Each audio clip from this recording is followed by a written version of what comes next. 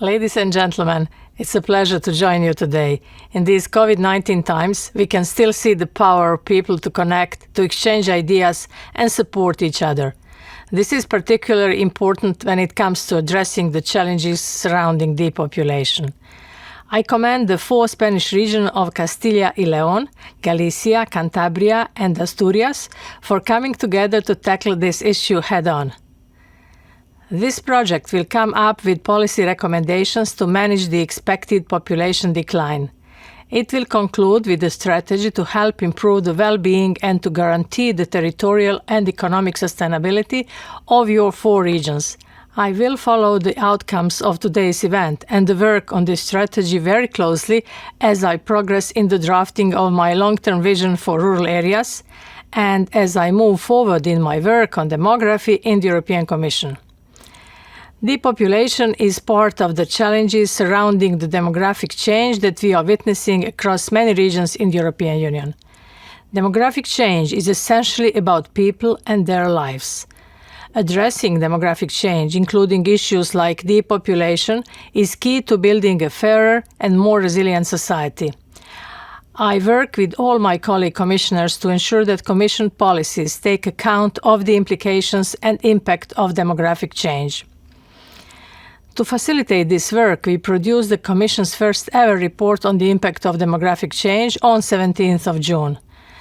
The report relies on hard evidence and comparable data not only at the European level, but crucially also at the regional level.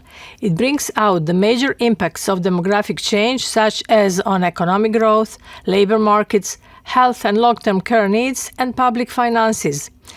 The data are a valuable reference for our current and future work in demography. Depopulation is a challenge for the European Union and especially in rural regions where there is a higher share of elderly people. Population decline implies less local resources, a smaller working age population, and higher per capita costs for public services.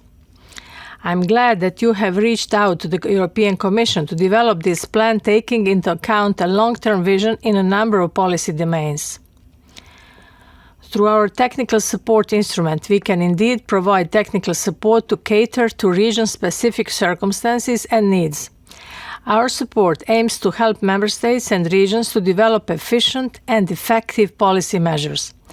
This includes improving governance and coordination between different levels of government, public organizations, and actors from civil society, as well as digitalization and entrepreneurship. What is key is to ensure that no region and no person is left behind. We are sensitive to the impact COVID-19 is having on businesses across Europe and how many small and medium-sized enterprises are struggling to survive past this pandemic, especially in rural and remote areas. We must act or risk sending the struggling rural areas into a further spiral of economic and social decline. The good news is that digitalized businesses are doing better during the crisis, not least because digitalization benefits significantly those SMEs in rural areas. Digitalization provides greater access to skilled workers and supports the local economy and helps retain jobs. Where you live has indeed become less important today, as long as you are connected. We can work remotely and can access services remotely. We can be schooled remotely. But first we need to be connected. This is a completely new window of opportunity for rural and remote areas.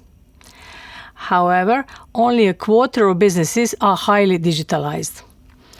There is also a significant urban-rural divide in the digitalization of businesses as well as in terms of connectivity. We must minimize obstacles to digitalization and address the issue of connectivity in rural areas.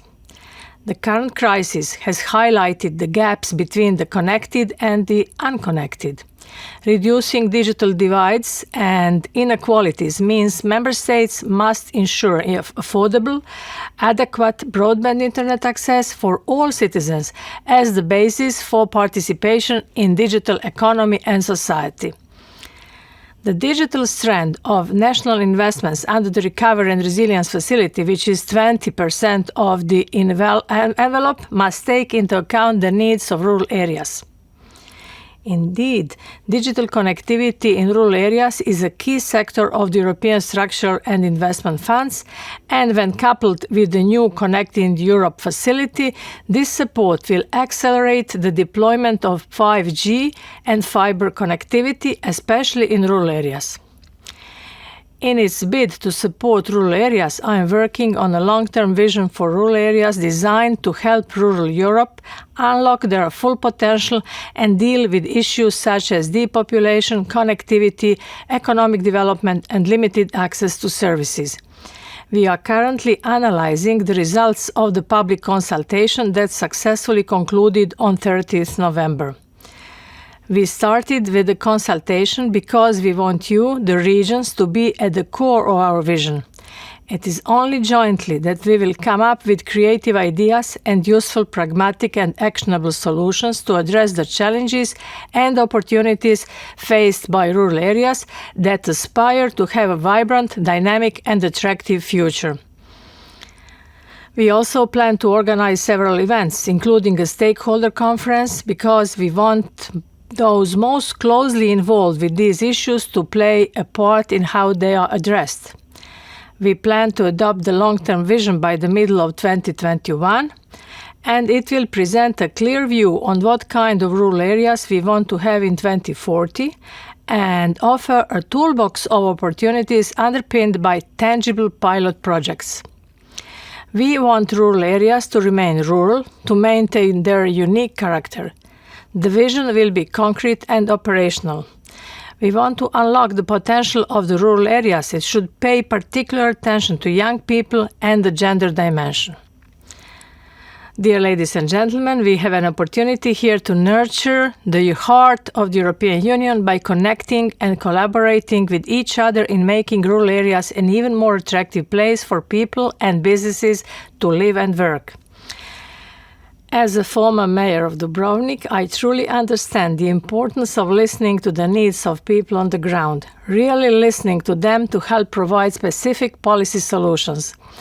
This includes the issues faced by the 4 regions of Castilla y León, Galicia, Asturias, and Cantabria. The strategy this project will generate, also with the help of the OECD, is an initiative I very much welcome. It is inspiring for the long-term vision I am working on. It has the same ambition of focusing on transport, entrepreneurship, technological infrastructure, and service provision. This is significant in our common efforts to face the challenges of depopulation. I wish you an excellent launch event and look forward to your contributions to our work in demography and for rural areas in particular. Thank you.